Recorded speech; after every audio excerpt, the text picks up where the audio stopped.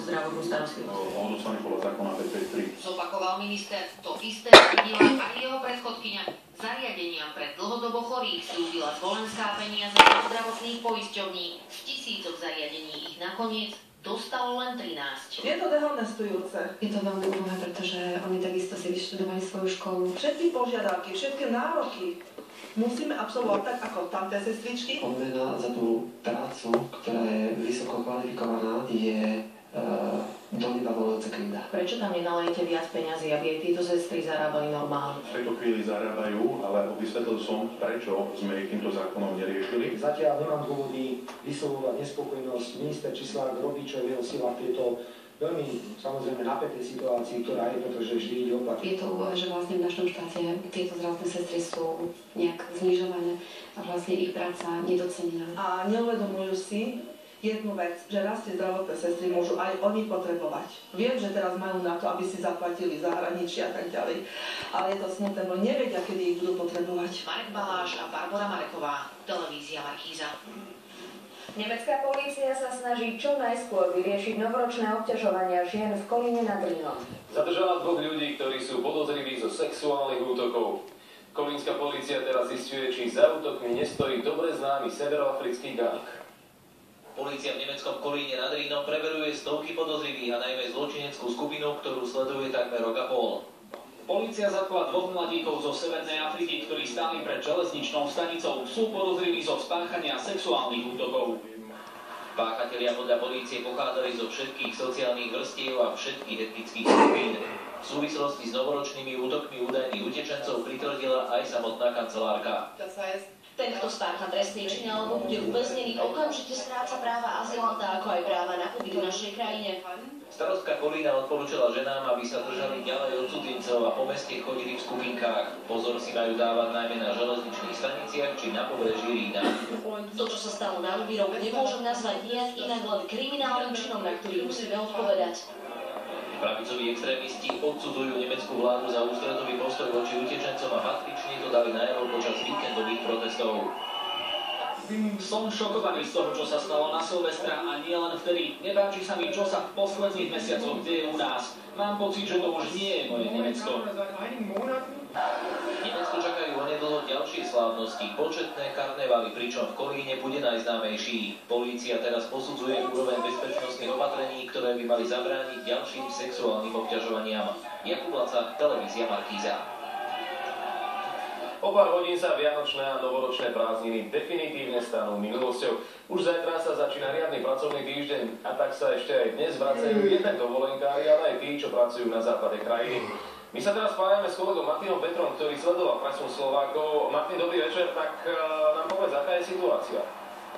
Dobrý večer, tak tá situácia v doprave je naozaj bezproblémová momentálne a týka sa to tak ciest ako aj železníc. My sme sa dnes boli z kamerou aj pozrieť na bratislavskej hlavnej železničnej stanici a naozaj tie vlaky smerujúce z východu na západ nemali prakticky žiadne meškania, možno maximálne do nejakých 10 minút a aj ľudia, ktorí z tých vlakov vystupovali, boli naozaj, ako sa hovorí, v pohode a celé to tam bolo také pokojné. No a pokojné je to momentálne aj na slovenských cestách. Počas celého dňa sme sledovali hlásenia dopravného servisu, ale nevyskytli sa nejaké žiadne väčšie komplikácie, čo sa týka najmä záp alebo nejakých kolón, a to na celom území Slovenska, takisto aj na tom najkritickejšom bode momentálne na vstupe do Bratislavy je to úplne bezproblémové, dokonca by som povedal, že lepšie ako počas štandardnej nedele, keď tiež ľudia prichádzajú z iných častí krajiny sem do Bratislavy za prácou. Treba ale povedať, že zajtra sa to samozrejme všetko zmení, pretože zajtra už je taký ten regulárny pracovný deň a tak treba najmä v hlavnom meste počítať hneď ráno s množstvom záp a s množstvom kolón. Hľadala pomoc na polícii, neúspela a stálo ju to život. Mnohí policajti sa rozhodujú podľa svojho subjektívneho názoru, porušili služobnú povinnosť sváženovým spôsobom. Zostaňte s nami.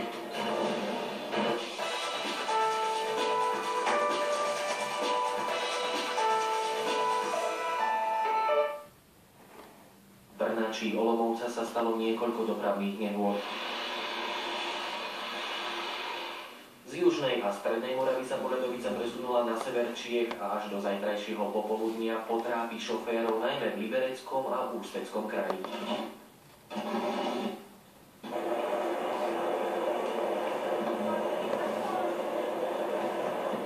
Úplne iné problémy riešia obyvatelia na severe Portugalska. Viaceré mestá tam zaplavila voda. Rieky, ktoré sa vyliali z korít, zmáčajú pôdu natoľko, že sa začína zosúvať na cesty. Veľké škody hlásia aj portugalskí poľnohospodári. Matúš Dávid, RTVS.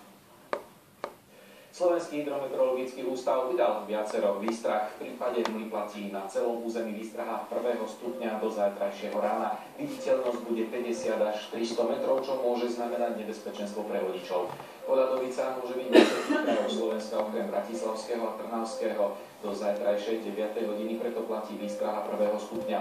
A zajtra a v útorok platí v Žilinskom kraji a v severnej časti Banskobystrického kraja tiež výstraha 1. stupňa pred silným vetrom. Minulý rok zomrelo na cestách veľa chodcov, o štvrtinu viac ako v roku 2014. Problémom nie sú priechody, ale neoznačení chodci, ktorí sa pohybujú v tme popri ceste. Policajti chcú štatistiku vylepšiť. Budú aj viac pokutovať.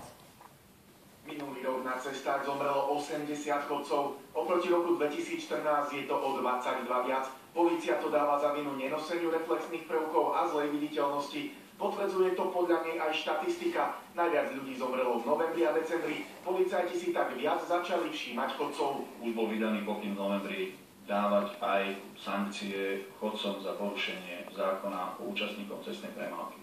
Priestupkom môže byť aj nenosenie reflexného prvku. Pokuta je za to až 50 eur. Policajti rozdali minulý rok 70 000 takýchto reflexných prvkov. Chodci totiž to majú tendenciu myslieť si, že keď oni vidia, pretože je tam nejaké drobné osvetlenie v obci, tak sú presvedčení, že aj ich je vidieť. Viete, veľmi dobre, všetci používajú tmavé oblečenie, bez reflexných prvkov. Najčastejšie zomierajú chodci vo veku 50 až 70 rokov. Štatistiky podľa policajného viceprezidenta skresľujú aj chodci, ktorí umreli na diaľniciach a rýchlostných cestách. Diaľnica je určená iba pre vodičov motorových vozík. Všetkým ostatným účastníkom, cyklistom a chodcom je vstup na diaľnicu zakázaný. Novinkou v snahe predísť úmrtiam na prechodoch pre chodcov bude tzv. Nútená červená. Ak auto desiatky metrov pred prechodom nespomalí na maximálnu povolenú rýchlosť, rozsvieti sa semafor s červenou. Všetci tí, ktorí za ním zastanú a budú musieť tým potom strpieť túto červenú, budú mať na štartovacej čiare pod tým semaforom vyniká. Chodci si svoju smrť spôsobili sami v tretine prípadov. Podľa polície aj v niektorých z ostatných prípadov mohla pomôcť chodcovi vyhnúť sa zrážke s autom reflexná páska. Pavol Kalinský, RTVS. Dôchodcom sa od začiatku tohto roka zvýšili penzie o necelé 2 eurá. S takýmto nárastom spokojní nie sú. Navyše majú obavy, že sa situácia s nízkou valorizáciou dôchodkov môže zopakovať aj v nasledujúcich rokoch. Chcú preto, aby ministerstvo práce zvážilo nový model výpočtu každoročnej valorizácie dôchodkov. Od 1. januára sa starobné dôchodky zvýšia o 1,90 €. Penzisti za to môžu v úvodzovkách vďačiť nulovej inflácii, teda takmer žiadnemu medziročnému rastu cien. Jednota dôchodcov Slovenska sa obáva, že sa podobná situácia môže opakovať aj v nasledujúcich rokoch. My sme veľmi dlho presadzovali, aby to nebolo percentuálne, ale aby to bolo pevnou čiastkou a teda naozaj tým starším ľuďom, aby nebol stále väčší a väčší rozdiel medzi tými nízkopríjmovými a tí, ktorí majú vyššie príjmy. Nízka ako suma, ktorá je a vychádza zo zákona, nikoho nepoteší, ale vidím aj z hľadiska tých prognóz, ktoré sú z inflácií, nič dobrého to neveští zatiaľ a preto my prichádzame s návrhom, aby sme rokovali potom po marci aj o novom modele výpočtu. Kapitán Philips dnes o 20:30 v kine Iza.